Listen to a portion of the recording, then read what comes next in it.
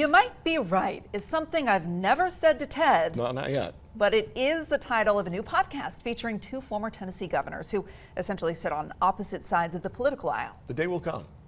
It'll happen. That would have been a perfect place to say, you might be right. You might not Our be Will right. Puckett tells us why officials at the Howard Baker Jr. Center hope this shows people politics doesn't have to mean disagreement.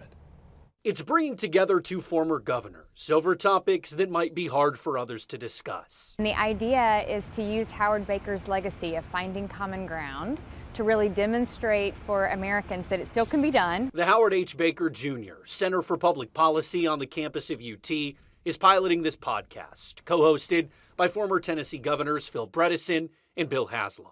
They're recognizable names. They're names that our students recognize. And so if the two of them can have these conversations in a really civil and positive and constructive way, then anybody can. The duo will start with 8 episodes, talking about topics like gun violence, climate change, and national debt. So it's public policy, but it's really fun. They've got some really good guests. They ask really good questions.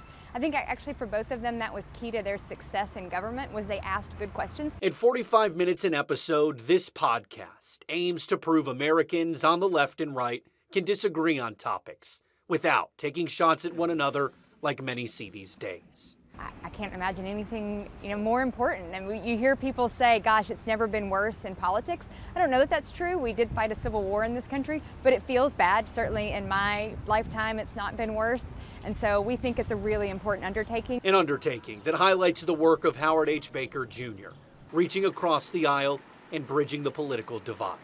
On the campus of the University of Tennessee, Will Puckett, WVLT News. You can listen to You Might Be Right, the places you find most of your podcasts, Apple, Spotify, Stitcher, starting tomorrow.